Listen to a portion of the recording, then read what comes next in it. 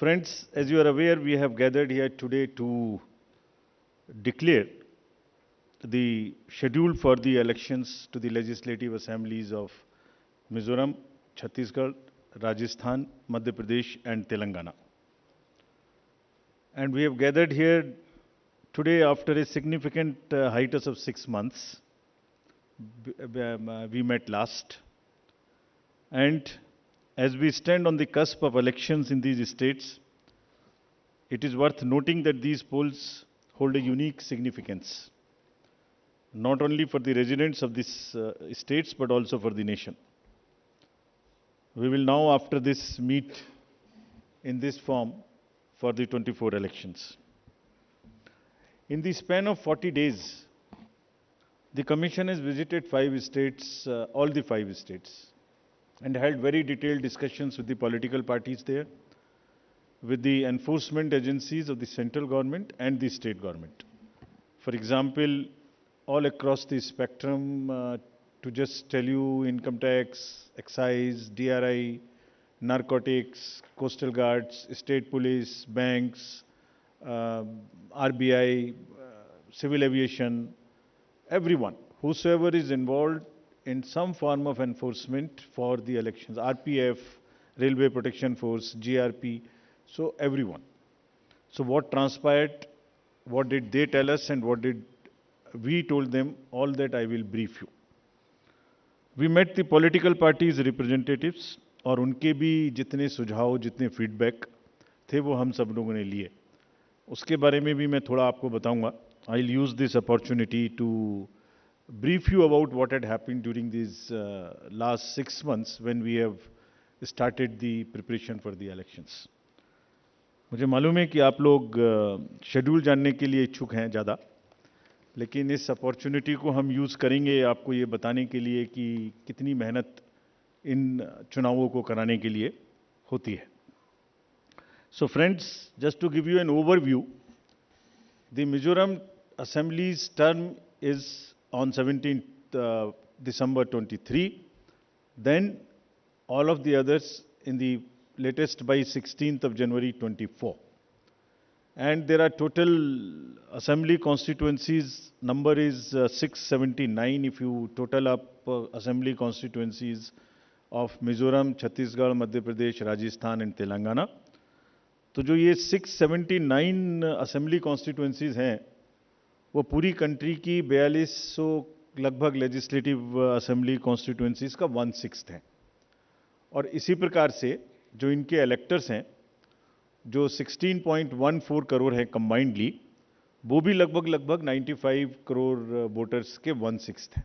So the entire country by that standard would be going to polls in almost in the 1/6 of the country's spread of the voters and the assembly constituencies.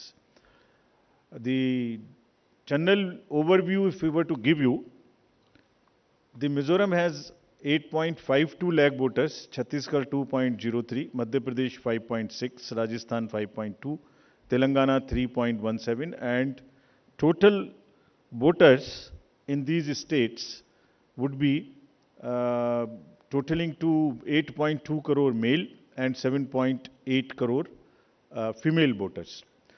Very interesting fact is that first time voters in these states would be 60.2 lakhs. I would elaborate on this point little later when I come to that. But this emphasis during the special summary revision in these states has been such that we have concentrated on the enrollment of the young voters, PWD voters, 80+ voters, centenarian voters, and also the improving the election gender ratio for these states. अगर आप देखेंगे तो जो PWD हैं उसके total voters की संख्या 17.34 lakhs है, which is who are also entitled to vote from the comfort of their home if they are not able to come to the polling station. Similarly, 80+ 24.7 and centenarian voters 32,410. All these 3 categories को पहली बार assembly elections में अपने घर से vote की सुविधा प्राप्त होगी. और फ्रेंड्स, द लास्ट कॉलम अगर आप देखेंगे इलेक्टर जेंडर रेशियो, तो दो स्टेट में ये जेंडर रेशियो ज़्यादा फेवरेबल है विमेन का. It is 1063 and 1012, which is a very happy state. In other states also it has improved because of the special efforts undertaking during the SSR. और इस SSR की वजह से इन सब में भी ये इलेक्टरल रेशियो काफ़ी बड़ा है. Telangana is also very high 9998 and so there is improvement even in the Rajasthan. Now if you look at the inclusive electoral roll, we are emphasizing a lot. Let me repeat. जो electoral role है वो पूरी तरीके से pure हो, वो पूरी तरीके से हेल्दी हो, इसके ऊपर में बहुत एम्फेसिस है. और ये भी मैं आपको अभी बताऊंगा कि जो एसएसआर पूरी कंट्री का है वो भी शुरू होने वाला है. So just to say that women voters, young voters, particularly vulnerable tribal groups, persons with disabilities, senior citizens, transgenders, सबके ऊपर में इस एसएसआर में जो इन 5 स्टेट्स में हुआ विशेष अभियान चलाया गया, ताकि पूरा का पूरा जो इलेक्टरल रूल है उसमें पहले सबको शामिल करें और फिर सबको हम वोटर पोलिंग स्टेशन पे लेके आएं. So this is the effort. How do we first enter them into the roll and then bring them to the poll. So from roll to poll is the emphasis by which we are all working. So now, friends, very interesting and a special effort which the Commission is undertaking. ये जो particularly vulnerable tribal groups हैं पूरी country में 75 ऐसी communities हैं, और commission ने ये बीड़ा उठाया है कि हम इनको सबको जो लास्ट पंक्ति में हैं, they are almost the lowest in the human development indices in the entire country, in the amongst the voters. So we will enroll them fully. And as a happy reporting to you, in these 4 states we have 12 PVTGs and they have been enrolled 100%. तो ये हमें बड़ी खुशी का विषय है कि 100% enrol हुई हैं, और हम आपको ये भी दिखाएंगे कि इनको किस प्रकार से हम पोलिंग स्टेशंस में लाने की कोशिश करेंगे. अगर यूथ की बात करें तो 60 लाख जो यूथ हैं वो ऐसे हैं जो फर्स्ट टाइम वोटर्स होंगे 18 to 19 years in these 5 states. And as you are all aware, there was an amendment for qualifying dates to be changed to 4 dates instead of the 1st January of the every year. So उसकी वजह से 15.39 lakh voters are such who are completing their 18th year after the 1st January 2023. And because of this amendment, 15.3 lakh voters would be able to exercise their franchise in this election. This is the positive effect and of that amendment which we brought. And in line of that, we are also taking up to showcase that these 2,900 plus polling stations would be managed by our youngest employees, so that we also focus on and tackle the youth apathy which we keep encountering in states after states. Similarly, if we come to women, as I mentioned earlier, women का जो gender ratio है वो भी लगातार improve हो रहा है. So Chhattisgarh has improved from 995 to 1012. For Madhya Pradesh from 917 to a jump of 945. Mizoram again from 1051 to 1063 gender ratio. And Rajasthan and also Telangana from 982 to 998.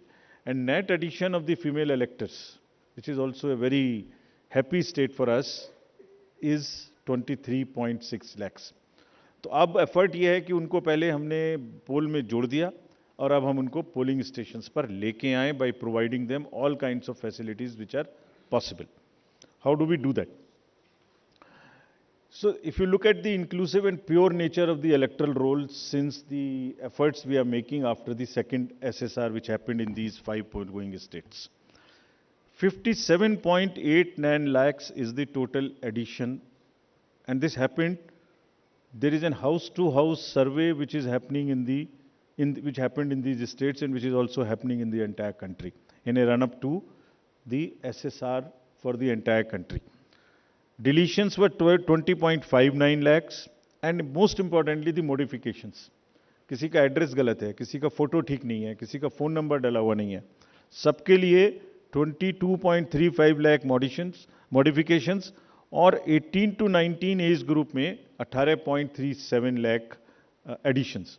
ये सभी स्लाइड्स की कॉपी आपको साइड बाय साइड मिल रही होगी. These are being put on the media's website and all. So you don't have to repeat this. I am sure you are getting it side by side, and it will be posted also in our website immediately. Next.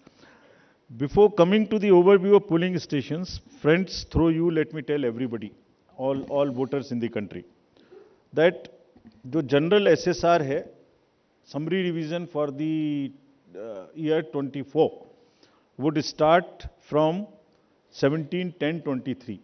Draft rolls will be published on 17/10/23. तो मेरे सभी voters से आपके माध्यम से अनुरोध है कि अपना अपना नाम देखें, अपना अपना पोलिंग स्टेशन देखें. कोई भी नाम किसी को ऐड कराना है, या हमारे यंग वोटर्स को तो ऐड कराएं, महिलाओं को जिसको भी ऐड कराना है ऐड कराएं उसमें. किसी को चेंज करना है, फोटो चेंज करनी है, मोबाइल नंबर लिखना है तो लिखाएं. घर घर में house to house survey would be undertaken by BLOs from 17/10/23 to 30/11/23, यानी 17 अक्टूबर 23 से 30 नवंबर 23 तक पूरी कंट्री में किसी को भी वोटर लिस्ट से संबंधित कोई भी एडिशन कराना है, डिलीशन कराना है, कोई भी नाम में मॉडिफिकेशन कराना है, everybody is welcome to do this, either through BLO or through the voter helpline BHA application. You can directly do this. So I would appeal through you to everybody to kindly make these changes. Friends, now coming to the polling stations, there would be 1.77 lakh polling stations in these 5 states, and of which 1.01 would have webcasting facility. We have prescribed 50% webcasting, and with a liberty to the states on the basis of vulnerabilities to increase it on their own. So this would be close to 1.01 lakh. Then all this would be monitored through the control rooms, and the number of women managed polling stations there would be 17,734 polling stations which will be model polling stations. There would be PWD managed polling stations, 621, and women managed would be 8,192, more than one in most of the constituencies. Coming to the assured minimum facilities, every polling station would have toilet, drinking water, ramp, light, help desk, signage, सभी polling stations पे सुविधा होगी. और प्रयास यह है कि पहले आपको पूरी तरीके से वोटर लिस्ट में शामिल करें. शामिल करने के बाद आपकी जो वोटिंग एक्सपीरियंस है पोलिंग स्टेशन पे, उसको भी और सहज और सुगम बनाएं, और उसको ये भी माध्यम बनाएं कि सोसाइटी में PWDs, transgender, women, old age, सब किसी को सेंसिटिविटी स्पेसिफिकली एक through the medium of the voting it gets reflected, and entire we showcase and we put an example before the society that yes, at the polling station when we can do this respect and the separate treatment for them which is their due, why can't we do it elsewhere in the society? So this is our modest effort to bring this fact into the limelight. Coming to the elderly voters, as you know, in all these states also they will have the facility to vote from their home. Form 12D 5 दिन के अंदर वो भर सकते हैं. Similarly, next, ये भी एक बड़ा इंटरेस्टिंग है स्लाइड जो आपको दिखाना था. बहुत सी जगहें ऐसी हैं जहां पर हम लोग अंदर जा रहे हैं ताकि हर वोटर के पास पहुंच सकें. अगर आप फर्स्ट स्लाइड देखेंगे, ये फर्स्ट टाइम पोलिंग स्टेशन है. 8 किलोमीटर इससे बचेगा चलना. Jagdalpur, Bastar, Chhattisgarh, this is those areas. Similarly in Rajasthan, this is also new booth. तो एक स्पेशल कोशिश है कि जो लोग को कम से कम चलना पड़े.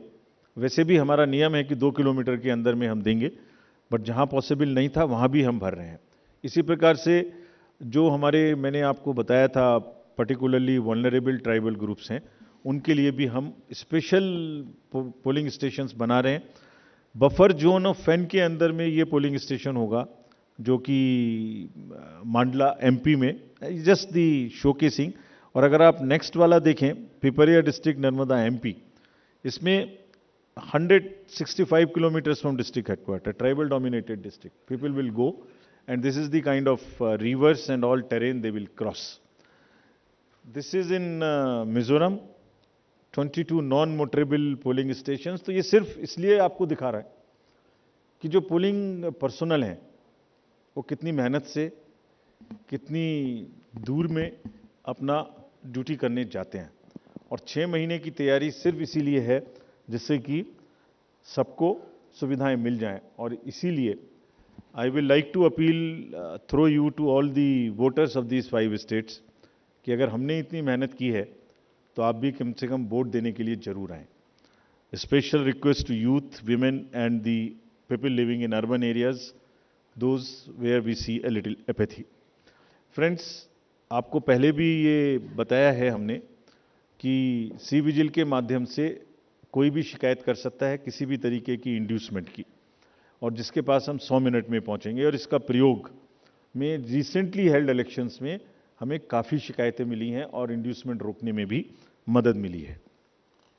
नो योर कैंडिडेट्स, ये हम हर स्टेट में दिखा चुके हैं कि किसी की भी अगर आपराधिक पृष्ठभूमि है तो उस आपराधिक पृष्ठभूमि वाले कैंडिडेट को अपने बारे में 3 बार न्यूज़पेपर में देना पड़ेगा, टीवी में देना पड़ेगा, और उसकी पॉलिटिकल पार्टी को भी आगे बढ़ के ये लिखना पड़ेगा कि उन्होंने ऐसे कैंडिडेट को क्यों चुना, क्या उस कॉन्स्टिट्यूएंसी में जो आपराधिक पृष्ठभूमि के कैंडिडेट चुने गए हैं उनके अतिरिक्त कोई और उपलब्ध नहीं था। Once they give this information, it is for the voter to decide on the basis of an informed choice as to what he wants to do. Another new initiative we have taken is on the integrated election expenditure monitoring. कुछ समय पहले, और इसके भी बहुत अच्छे results हम सोचते हैं हमें मिलेंगे, और ये एक ट्रांसपेरेंसी और ईज ऑफ कंप्लायंस के लिए नया इनिशिएटिव है, जिसमें जो पॉलिटिकल पार्टीज हैं उनको 31 अक्टूबर तक कंट्रीब्यूशन रिपोर्ट देनी होती है कि उन्हें कहाँ से कितने पैसे मिले, और उसी के बेसिस पे उनको इनकम टैक्स की छूट मिलती है। तो पीछे ये देखने में आया था कि इसके बारे में कुछ सूचनाएं समय पर भी नहीं आती थीं, और कुछ ऐसे केस भी थे जिसमें छूट नहीं वाजिब होने के बाद भी ले ली गई थी। तो इन सभी चीज़ों को भरने के लिए, कंप्लीट करने के लिए now new IT system has been started, and in which the contribution report which is due of every year by 31 October would have to be filled. Similarly, annual audit reports political parties को अब इसी IT tools में digital mode में देनी पड़ेंगे। और एक और रिपोर्ट उन्हें देनी होती है पॉलिटिकल पार्टीज को आफ्टर एवरी इलेक्शन, जिसमें वो रिपोर्ट 30 दिन के अंदर देनी होती है जैसे ही चुनाव खत्म हो, और 75 डेज के अंदर में फाइनल रिपोर्ट, ताकि उस इलेक्शन में कितना खर्चा पॉलिटिकल पार्टी ने किया।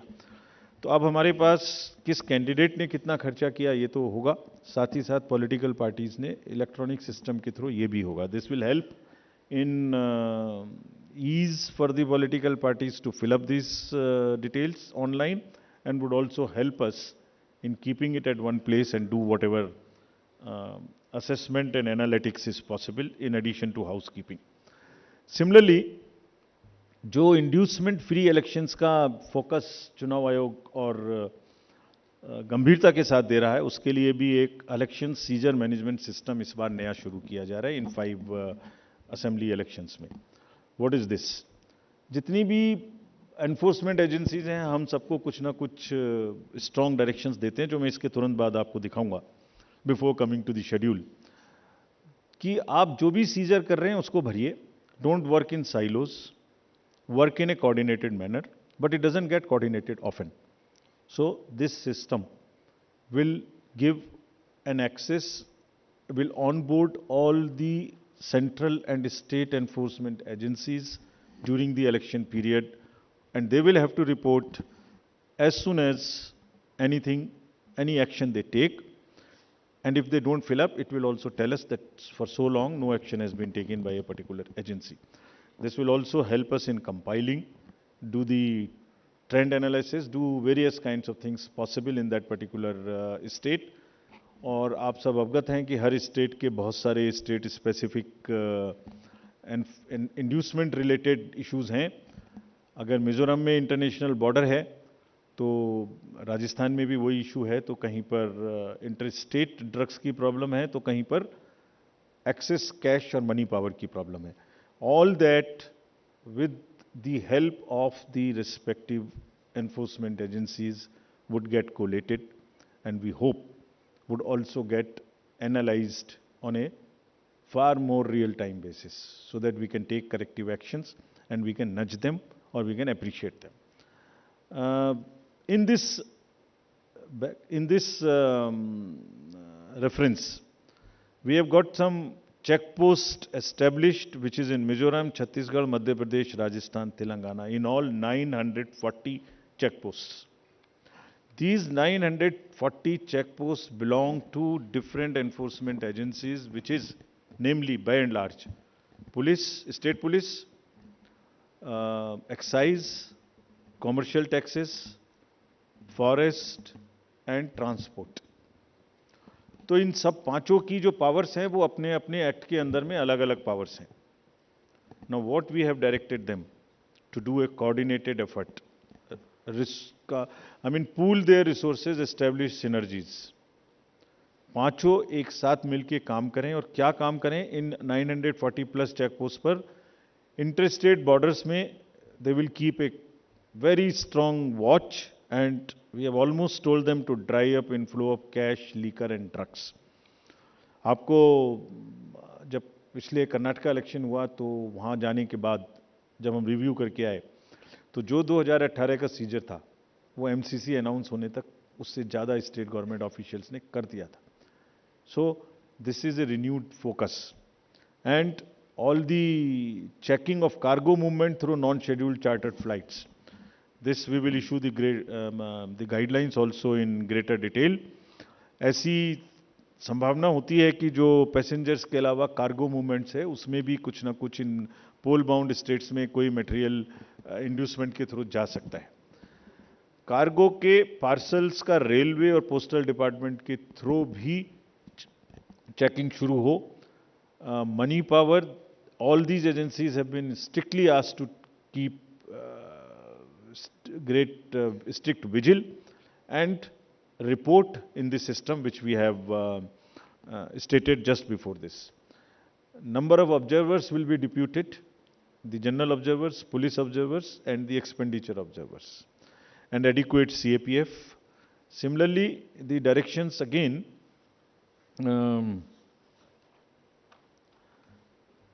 at the polling stations, wherever necessary, we will keep the female staff to check impersonation.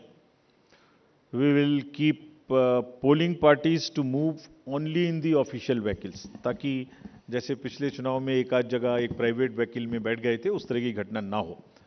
ये भी कहा गया है स्पेसिफिकली कि वोटर इंफॉर्मेशन स्लिप्स को चुनाव से कम ऐसा नहीं कि पहले दिन या दूसरे दिन में ही दें, एक आध हफ्ता पहले कम से कम जरूर बांट दें, so that people can know which booth, which place. Though we request them to check that much in advance on the voter helpline app. नया एक और चेंज इस बार किया गया है because of the experience which we had in certain states.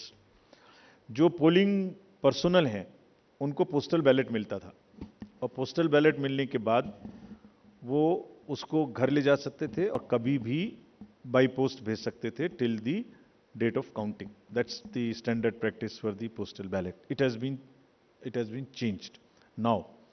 ये इसलिए कि बहुत सारे पोलिंग पर्सनल्स कुछ स्टेट में कंबाइन होके पोस्ट पोल अपनी कोई न्यूसेंस वैल्यू क्रिएट करते हैं, बिकॉज मार्जिन्स बहुत कम होते हैं. तो अगर 100, 200, 400 लोग भी मिल जाएं तो वो इन्फ्लुएंस कर सकते हैं.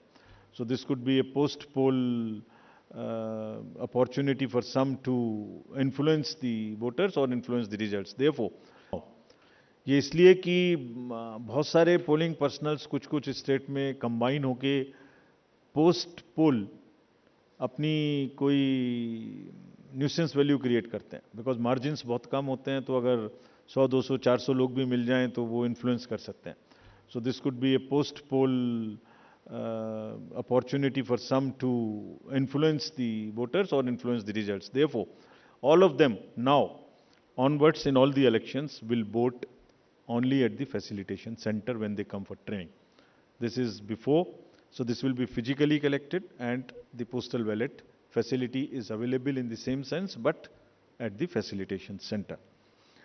Uh, Next.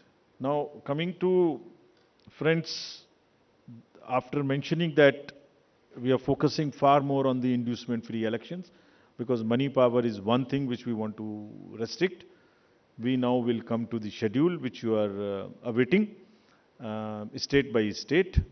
And now to start with from the Mizoram, the date of poll will be 7th November, and date of counting would be 3rd, which is common, of course, for all the states. And elections in all these states would be completed by 5th of December. So date of poll is 7th November. Similarly, in case of Chhattisgarh, the elections would be in 2 phases. The date of poll would be 7th November and 17th November. The nominations after Mizoram in the for the first phase of the Chhattisgarh would happen on 20th, the 13th, and the last date would be 20th. Date of poll being 7th November, and for phase 2, 17th November. In Madhya Pradesh, this coincides with the second phase of Chhattisgarh, and date of poll would be 7th November. So, first Mizoram and the first phase of Chhattisgarh, then second phase of Chhattisgarh, and one phase in Madhya Pradesh. Thereafter, Rajasthan, where the date of poll will be 23rd November in one phase entirely in Rajasthan. The date of issue of Gazette notification would be 30th October, and date of counting for everyone being 3rd of December. Telangana would go last to the poll, and date of poll is 30th November, with the date of issue of Gazette notification being 3rd of November. And the entire election process would be complete by 5th of December. So this is what is the schedule. And again, I request all of you, through all of you, to all the voters to please come and exercise in the festival of democracy in a true sense. Thank you very much. Thank you. Thank you for those detailed remarks, sir. Just hold on. Just hold on. Floor is open for questions. Don't stand up. Just keep sitting and just put up your hands, and I'll direct the micer to come to you.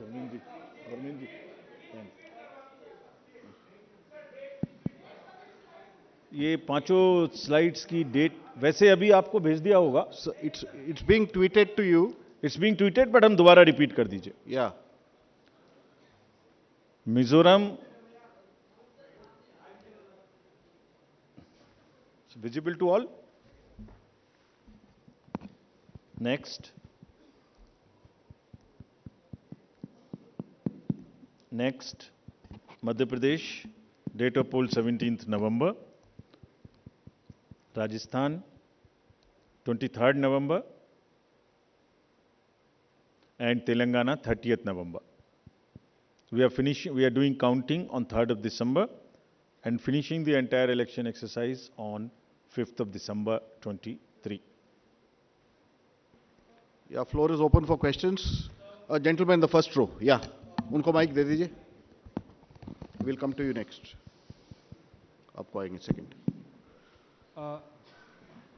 Good afternoon sir, मोहित दुबे हूँ sir, news nation channel से. Sir मेरा सवाल ये है कि खासतौर पे अगर छत्तीसगढ़ और तेलंगाना के परिप्रेक्ष्य में है, छत्तीसगढ़ में 2 चरणों में आप मतदान करा रहे हैं, नक्सल प्रभावित इलाका है कई.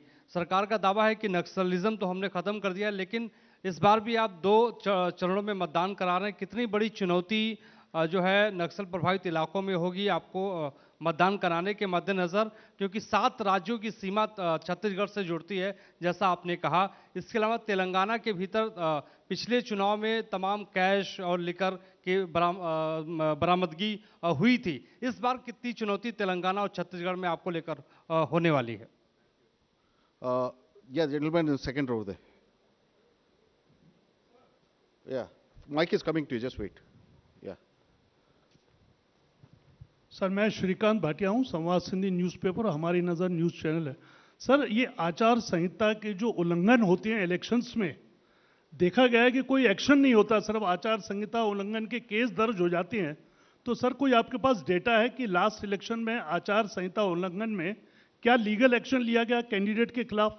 और पॉलिटिकल, एक छोटा सवाल सर, आपने कहा कि जो कैंडिडेट पैसा खर्च करता है उसका रिकॉर्ड यहाँ रखा जाएगा, क्या वो रिकॉर्ड आम पब्लिक देख सकती है कि किस कैंडिडेट ने इलेक्शन में और किस पार्टी ने कितना पैसा खर्च किया? Yeah, gentleman in the second row there, in the middle of that row, please. Sir मैं प्रदीप कुमार, टोटल न्यूज़ से। सर मेरा सवाल यह है कि आपने आपराधिक छवि वालों का जो जिक्र किया है और उसको लेकर जो एक्शन की बात की है और जो प्रचार भी करना होगा उनको 3 बार बताना, लेकिन क्या ऐसे आपराधिक छवि वाले, उनकी रोकथाम को लेकर इसके अलावा आपके पास क्या उपाय रहेगा, और अगर जानकारी नहीं मिलती तब एक्शन क्या होगा? एक The lady at the back, over there, yeah.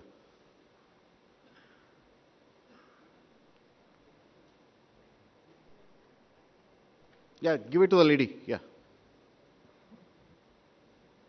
Amitu Jain from The Wire. मेरा सवाल इलेक्ट्रल रोल्स की प्योरिटी को लेके है। आपने बोला है कि जो BLO होगा वो जो डेटा है वो अपडेट करेगा।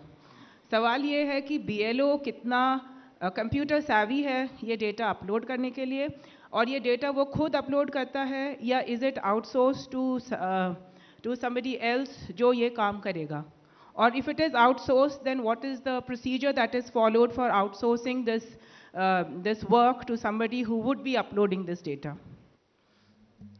Thank you. Just we'll have another round later. Okay. Chhattisgarh में चुनाव के विषय में आपने प्रश्न पूछा। देखिए, हर नागरिक को, हर वोटर को हम रजिस्टर करें और हर वोटर के पास में हम बूथ लेके जाएं ताकि वो अपना वोट डाल सके और उसको सारी सूचना जो उसको इन्फॉर्म डिसीजन लेने के लिए आवश्यक है वो उस तक पहुंचाएं। Phase 1, phase 2 in all the elections that will be done, और उसके लिए व्यापक व्यवस्था की गई है। इसलिए हमें सबको अपील है कि वो सब वोट देने आएं और जो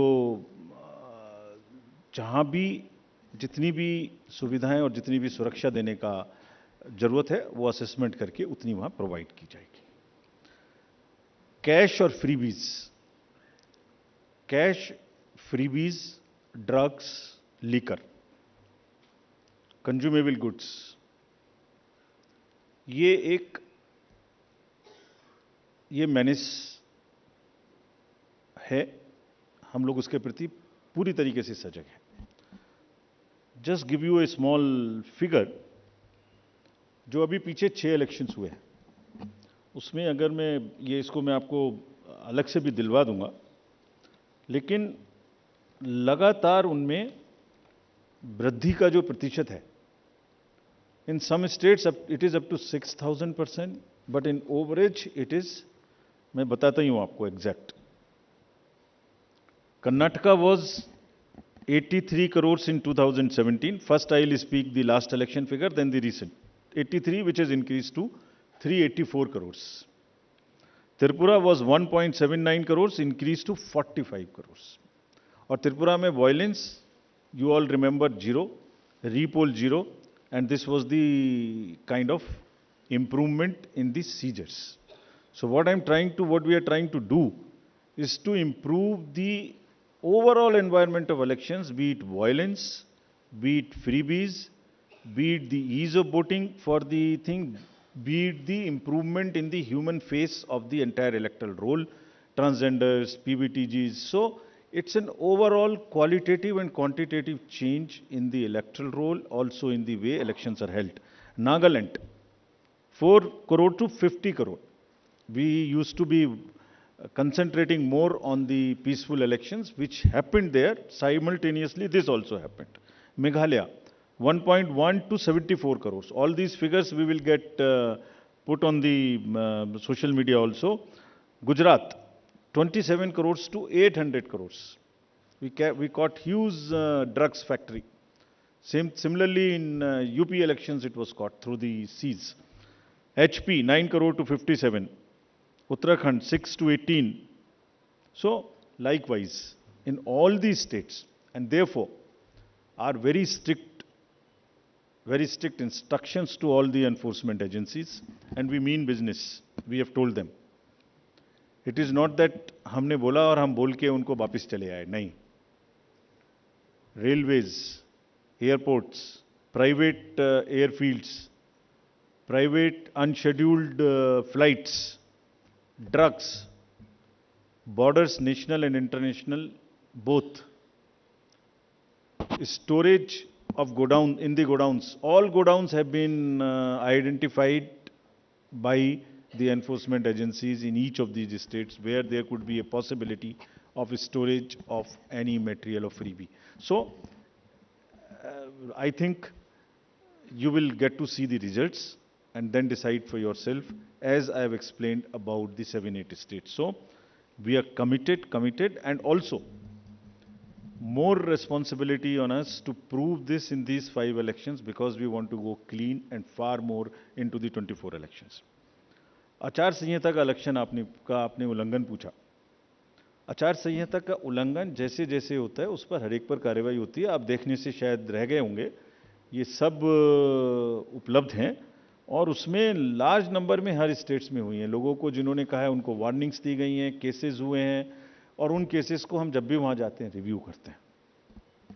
आपराधिक छवि के लोगों के बारे में जो प्रश्न पूछा गया, उनको वो एडवर्टाइजमेंट देना मस्ट है.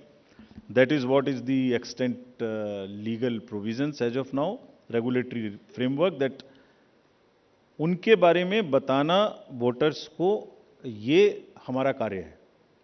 जब एक बार वोटर को बताया तो उसको इन्फॉर्म चॉइस कि वो किसको वोट देंगे, ये उनका कार्य है.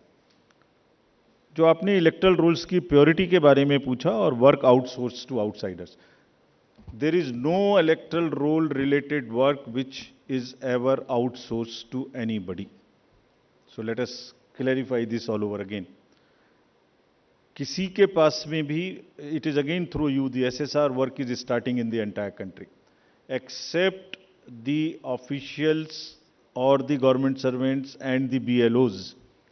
Nobody is authorized to do any kind of survey or electoral related roles in the country. So much so, even the awareness works which the civil society does is not to involve in the profiling of the voter at all. So this is absolutely clear. और voters के घर में house to house BLOs जाएंगे. और जहाँ तक आपने electoral roles की और BLO की कॉम्पिटेंस की बात की, सो देखिए, जब 18 साल में सबसे पहले वोटर बड़ा होता है तो मोर और लेस इंडिपेंडेंटली सरकारी तंत्र से सबसे पहले जो उसका एक कांटेक्ट होता है वो BLO से होता है, because he is entitled to get a vote. So are 10 lakh plus BLOs, and we want to thank them here. They are working very hard, going house to house, doing a survey. And house to house survey is available to them, and there is a application, IT based, which is available to them, and all of them, by and large, using that application.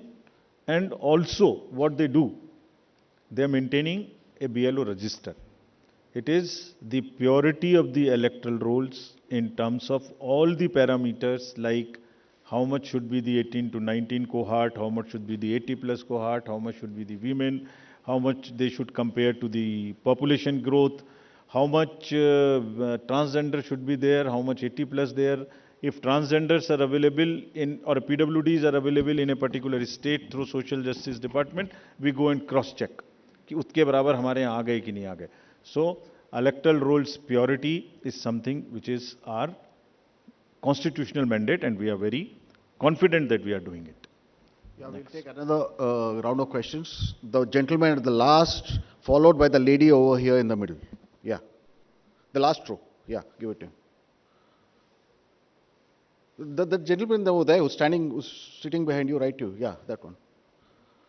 Sir मैं पीयूष पांडे हूँ TV9 Bharatvarsh से। मेरा सवाल ये है कि freebies को लेकर के आपने उसकी क्या परिभाषा रखी है, क्योंकि चुनाव के दौरान उसकी अलग परिभाषा है और चुनाव के बाद उसकी अलग परिभाषा है। Okay, the lady in the middle, please give her the mic. Someone just hand over the mic to her. Yeah, in the middle row. Yeah. No. Yeah, okay. Thank you, sir. Arunima from CNN News 18. Here, sir. If you could clarify for Chhattisgarh, since it's two-phase, the entire Naxal-affected area of Bastar goes to polls in first phase, if you could just clarify that. Yeah, the gentleman here in the middle The row. southern part goes to the poll in first phase. The part which is adjoining the Madhya Pradesh and to the northern side goes in the second phase. Yeah. मैं रवि त्रिपाठी हूँ जी news से।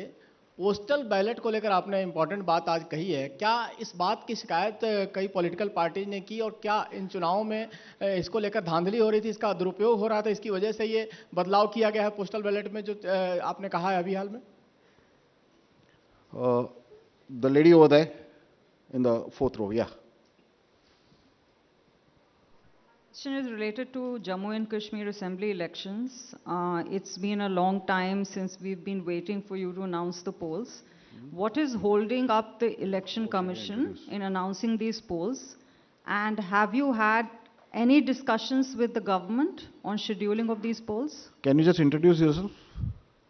I'm Bharti Jain from the Times of India. Thank you. Yeah, second row, or left. That's Yeah. the last. That's the last one, yeah. Sir मैं अरविंद हूँ दैनिक जागरण से। मेरा सवाल है freebies से जुड़ा हुआ है कि जिस तरह से पॉलिटिकल पार्टी में फ्रीवीज को लेकर प्रतिस्पर्धा बड़ी तेजी से बढ़ी है, इसको आयोग किस तरीके से देख रहा है और इस पर क्या कुछ अंकुश लगाने की भी जरूरत समझता है? Yeah, I think that's the last.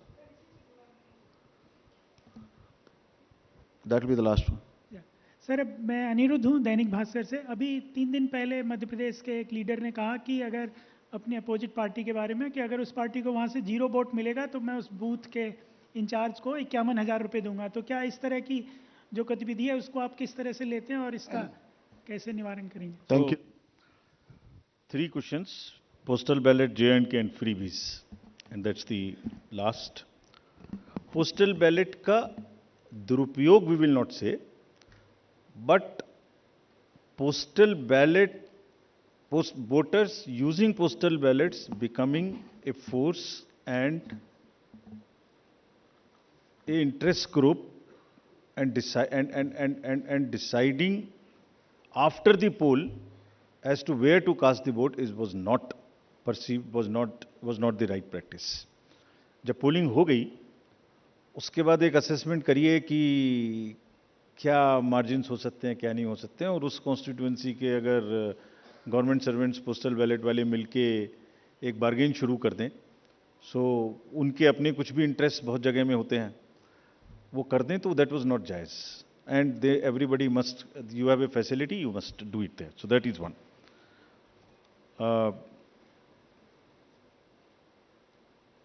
J&K के इलेक्शन के बारे में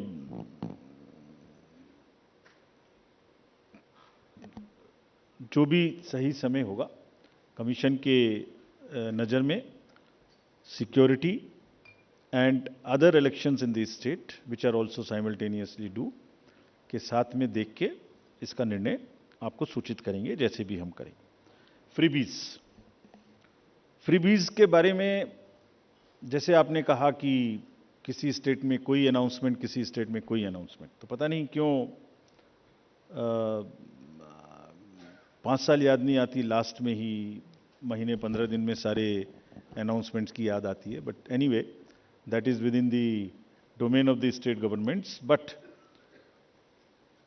आपको जैसे अवगत होगा, कमीशन ने एक परफॉर्मा इशू किया था जिसमें ये बताने के लिए प्रस्ताव एक कंसल्टेशन पॉलिटिकल पार्टीज के साथ की गई थी, and that pro forma is in public domain.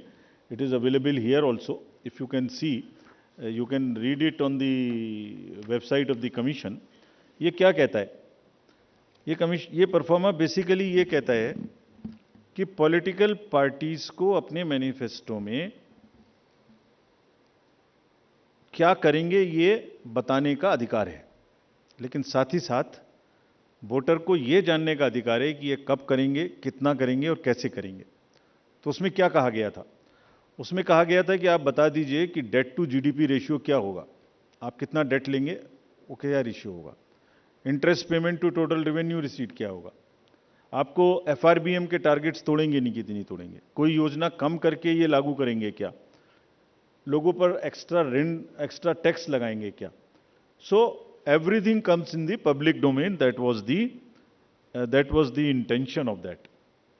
And एक बहुत बड़ी इसमें वो है कि प्रेजेंट वर्सेस फ्यूचर जनरेशंस। आप प्रेजेंट में कितना करना चाहते हैं और are you not mortgaging the future generation. So this is a balance which needs to come and people voter must know कि वो फाइनेंशियल फंडामेंटल्स के बेसिस पे क्या पिक्चर निकल के आती है। And in any case in announcement में तड़का ऑफ पॉपुलिज्म तो है ही है, एक बहुत बड़ा तड़का है पॉपुलिज्म का। तो जो जीत के आता है उसको वो चाहे तो निभाना उस पॉपुलिस्ट प्रॉमिस को, या रोकना, दोनों ही कठिन है। इसलिए public has a right to know कि फ्रीबीज कहाँ से पूरे होंगे और वो डिस्क्लोजर्स पब्लिक को इन्फॉर्म चॉइस लेने के लिए होनी चाहिए। Commission has already issued this circular, this proforma had done the political party consultations, but as you are aware this matter is sub judice and commission will act as soon as the clarity and the decision is available on that subject. Thank you very much.